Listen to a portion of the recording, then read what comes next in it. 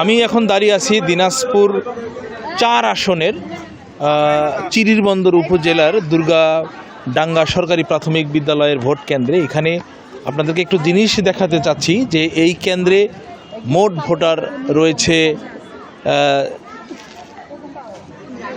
৪,২৫০ জন voter. এখানে নারী voter রয়েছে ২১০৮ জন এবং পুরুষ ভোটার রয়েছে ২১৪২ জন।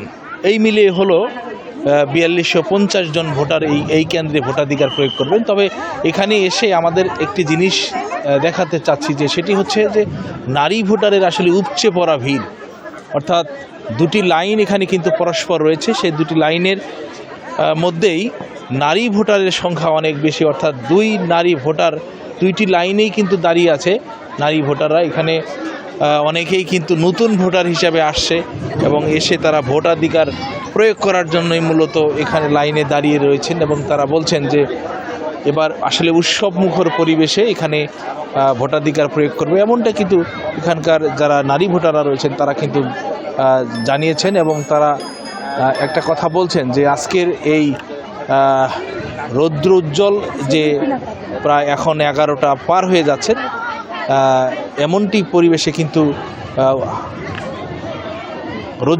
উজ্জ্বল পরিবেশের মধ্যেই কিন্তু ভোটাধিকার প্রয়োগ করার জন্যই অসংখ্য নারী ভোটার কিন্তু দাঁড়িয়ে রয়েছেন। আমরা একজন নারী ভোটারের সাথে একটু কথা বলতে চাচ্ছি। আপনি একটু কথা বলতে চাই যে আজকের পরিবেশটা কেমন মনে হচ্ছে? ভোট দিতে আসছেন? ভালো লাগছে, খুব ভালো লাগছে ভোট দিতে। আমি নতুন ভোটার, এবার প্রথম ভোট দিচ্ছি, খুব ভালো লাগতেছে। পরিবেশটা অনেক ভালো, অনেক ভালো লাগতেছে, সবাই আসছে দেখতেছি।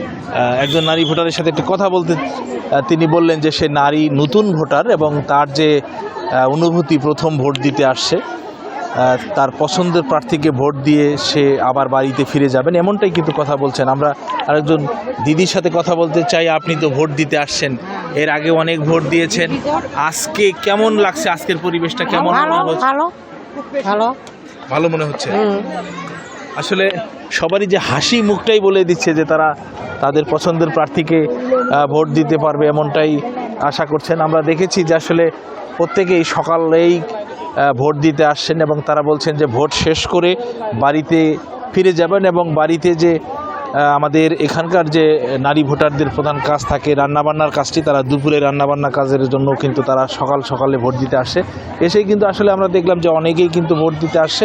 প্রায় এখানকার যিনি দুর্গাডাঙ্গা সরকারি প্রাথমিক বিদ্যালয়ের যিনি প্রিসাইডিং কর্মকর্তা রয়েছেন তার সাথে আমার কথা হয়েছে। তিনি বলেছেন যে সকাল 10টায় তাদের যে ভোট গ্রহণের যে রিডিংটা দিতে হয় সেই রিডিংয়ে তিনি বলেছেন যে তিনি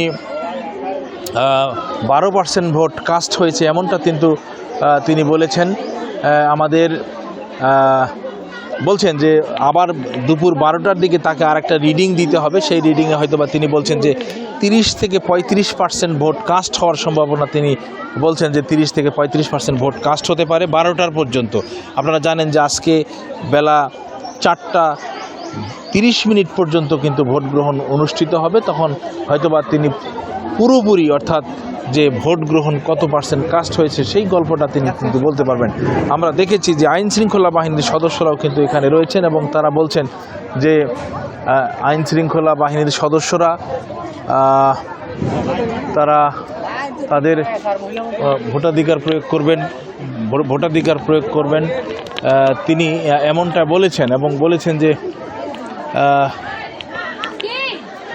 পুরুষ ভোটারদের সংখ্যা একেবারেই আমি কম দেখেছি এবং সেই ক্ষেত্রে